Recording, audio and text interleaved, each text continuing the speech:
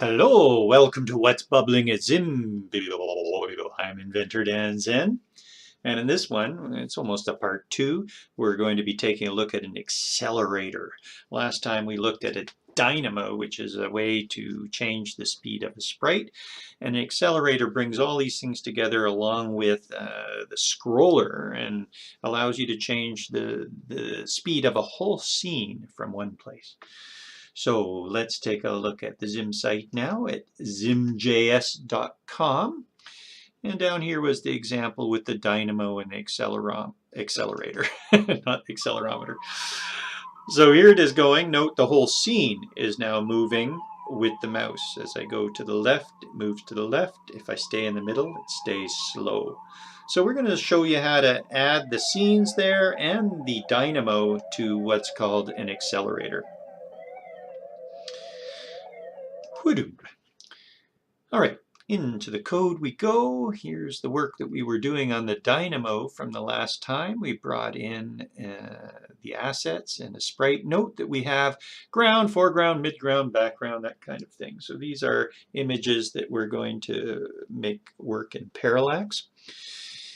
It's a little bit different than the parallax class in ZIM, which can move things based on the mouse, but can really only move things back and forth. It's not a scroller. They don't keep on going. So if we want a scene to keep on going in one direction, we can't use ZIM parallax. Instead, we use a scroller, and we can scroll them at different speeds to give us the effect of parallax. Now, normally that's a pain in the neck to do, but as we'll see with the accelerator, it becomes a little bit easier. So here's our dynamo that we made from the sprite. There's our sprite, so we're not running the sprite based on an amount of time, but we're running it at a frames per second. And then we were adjusting the dynamo's percent speed based on the mouse position and stuff like that. So we won't need to do that anymore. We may still need to flip the dynamo though. So we'll comment out the changing of the speed of the dynamo. We'll leave that up to the accelerator that we're making, but we will still flip the dynamo in this ticker. All right, or flip the sprite. We don't need this stuff anymore. That was just various other ways of doing it. So if we want an accelerator, we would say var accelerator is equal to a new zim.accelerator. Great. I think that's it. There we have our accelerator, and then we add things to that. So accelerator.add, and we can add our dynamo. Well, we can add one thing with just dynamo like that. Dynamo. And that would add the dynamo to the accelerator. Then what happens is if we change, or excuse me, if we adjust the percent speed of the accelerator, it will adjust the percent speed of the dynamo. How about that? Cool, huh? And luckily, there's something else called a scroller, and the scroller also has a percent speed. So we can, therefore, we're sort of grouping all these things into one accelerator, adjust 1% speed, and that changes our whole scene. So that's the idea.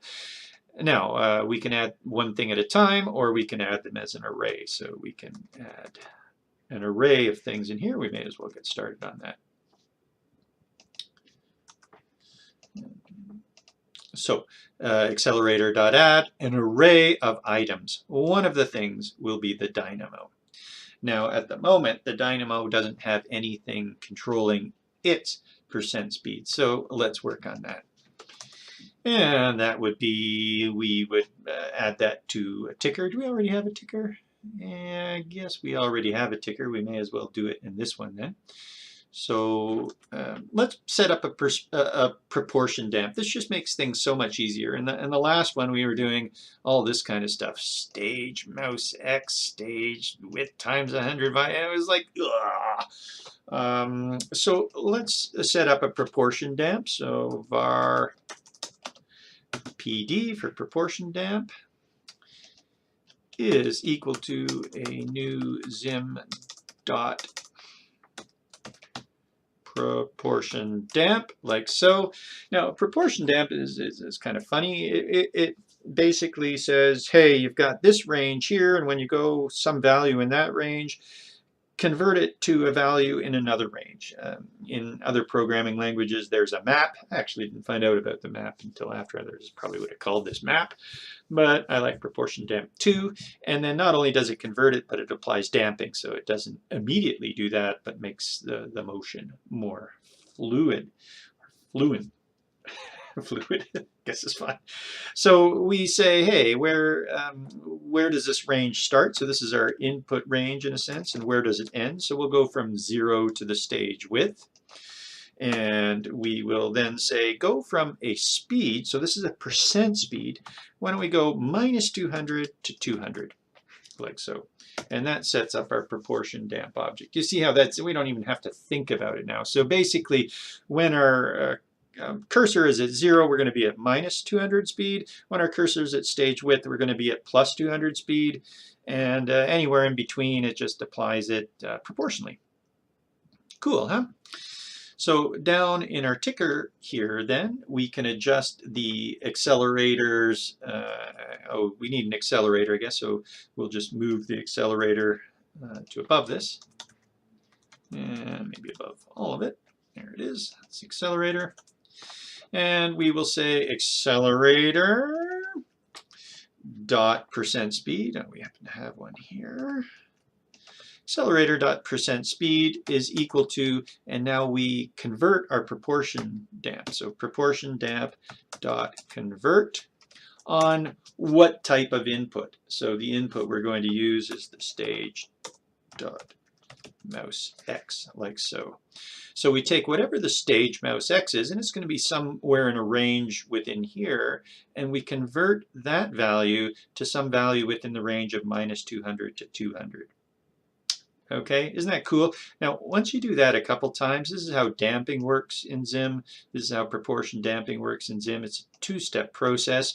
Once you do that a few times, it becomes easy peasy. And this kind of stuff is not easy peasy. It's tricky, tricky wicky. Okay, so use ZIM, go easy peasy.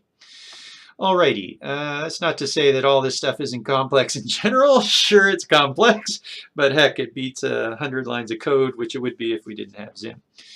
So we're not going to do all of this stuff. We're just going to change the accelerator speed. Now, I think the accelerator speed will change the dynamo speed, and therefore we could just leave this at the dynamo. If we wanted to, we could say if accelerator speed is less than 0, then flip the sprite.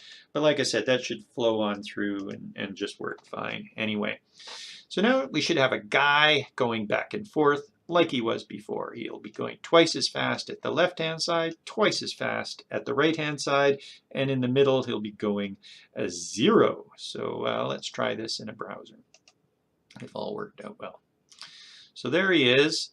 He's going twice as fast, I guess. If I bring it in, he slows down to 0, and he goes twice as fast this way. Cool, huh? So our walker is working using the accelerator. Now, where the accelerated power comes in, though, is it can accelerate other things at the same time, such as a background. And now we want our backgrounds really to be at the same type of percent speed. Now, some backgrounds move more slowly. They might be going, say, at a 1, and a middle ground at a 2, and a foreground at a 3, for instance. So in other words, one is going 3 times faster than the backing. And that's how the scrollers work. But so you set that up with the speeds that work well, and then you apply an accelerator and the percent speed to that, and it all just works out. It's so great. Okay, so let's go ahead and do that. Along with the dynamo, we will add to the accelerator. Now, one neat thing is we almost don't even need to keep track of the scroller anymore. We don't even have to assign it to a variable and pass that in. We're just going to make the new scroller object right here, and the accelerator is going to take care of it all for us. So we go new zim.scroller, and we say what that is, frame.asset. Is say a background. We'll do background first. background. Oh, you know what? We're going to want to save that. One thing with the scroller is it makes a background, but then it takes a clone of the background and adds it. And when it adds it to the top. So it's going to end up being, even if we move the scroller to behind the sprite, the new thing that is made by the background will be in front of the sprite. So all of a sudden the sprite will hide because it needs two backgrounds. That's how a scroller works. It keeps swapping two copies of the same image. So in other words, we better add these things to a container and put the container behind the sprite, and then it doesn't matter if the scroller keeps swapping things in the container and adding it to the top of the container is still behind the sprite. So var backgrounds is equal to a new ZIM.container. The container. It's funny. Container, and we will add that to the stage. Dot add to the stage, comma 0. So that puts it. That will put it behind the sprite. The sprite was made earlier right here and center regged on the stage. But if we say add to the stage 0, that puts it behind. So there's our background. Now we take our scroller that we just made, this thing, and we go dot add to the background instead of the stage background, like so. Now let's see what.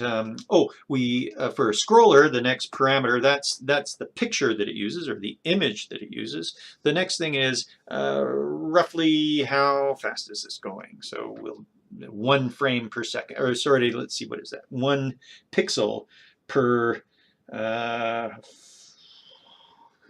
update. Okay, per update. So that's animating relatively slowly. Okay, because it is the background. And close it like so. So there is our scroller. Scrollers automatically come with a % speed. So whatever % speed the accelerator's at will get applied to the scroller and the dynamo. All right, so let's save that and see if it adds the background. So we refresh this, and we did something a little bit wrong. Missing a square bracket after on 43, missing a square bracket. There's my square bracket. I have a square bracket. Why am I missing a square bracket? Maybe it doesn't know what it's talking about. Let's just check this again. New ZIM scroller, round bracket to round bracket. Let's see. Yeah, okay. So frame.asset background does not get 2 round brackets. So frame.asset background, add to the background. Is this going to cause a problem? No, I don't think so. That's the background image. Oh, and it's not even background. I'm glad I checked that. Up here it is background.png. So we'll copy that. Background.png. Add to the background container that we made, which is called backgrounds. Okay, so that's why double clicking helps. So I've just double clicked that in there. So we're adding the asset PNG to the backgrounds container here, which has been added to the stage. And we're making that go on the scroller at a speed of 1. And then we end our array. Excellent! Woohoo! Woohoo! Woot, woot, woot. Refresh. And there she be. So now as I pull this way, there's my background moving that way. And if I go this way, look, my background is being controlled by the accelerator again. And as I go that way, it works as well. Now, that doesn't look too great. If you were just doing this, probably you'd make them both go at the same speed, I guess. I don't know. But let's add some other ones here, and it'll probably look better. So we'll just copy that one, put a comma after it because it's an array. And we will do, how about the ground? We'll make the ground move now. And we'll make the ground move at 3, so a faster ground. So we save that and refresh. Oh, there's our ground down there, but we better move that up. So let's see, add to, and we can say dot move MOV. If we need to move that ground up a little bit, let's see, what do you think we should do? We'll go to like a 0 in the X, so 0 comma minus 150 perhaps, something like that. And let's see what that looks like. Refresh here. Yeah, that's getting there. So our foreground, this thing is moving faster. It's moving at about what would look like he's walking at. And now how about a midground? If we plop a midground right in the middle on top of everything, that'll probably look nice. So we'll copy this. We'll put the comma after that. And we'll do the midground. Was that just called midground? Foreground, midground, sure. There is a foreground which would go on top of all of this stuff, but in front of the sprite. There's a midground. We'll add it to backgrounds. We'll try it, not moving it, and we will set that to go slightly slower. So the background slowest. This one 3 times as fast, and that one only 2 times as fast. And let's see if we get the desired effect. Oh, looks nice, huh? How about that? Total parallax feel. And then walking this way. And that, ladies and gentlemen, is how you do it with the accelerator. We just added 4 things to the accelerator, and look at that. There it is, going really slowly, and see how the percentages work out for us. Now, as mentioned, there is adding something to in front of the sprite. So what we need to do is, instead of backgrounds, we make a new container, put that new container in front of the sprite, and then when we add the scroller, we'll choose the foreground asset, and we won't add it to backgrounds, but we'll add it to foregrounds, and we'll set that to be even faster. Do you want to try? I'll leave that up to you. You can take a look in the example. It is an example, us doing that too. I think you get the idea of what's going on with the accelerator. We've got what was controlling the accelerator, and that's the percent speed being converted by the proportion damp. Cool, huh? I'm inventor Dan Zen here at What's Bubbling at ZIM, and we just saw the accelerator working along with a dynamo, working along with a sprite, etc., etc., etc. Have a great day. When we come back, we will take a look at what's next. Probably the gamepad and the motion controller. Cool. Ciao.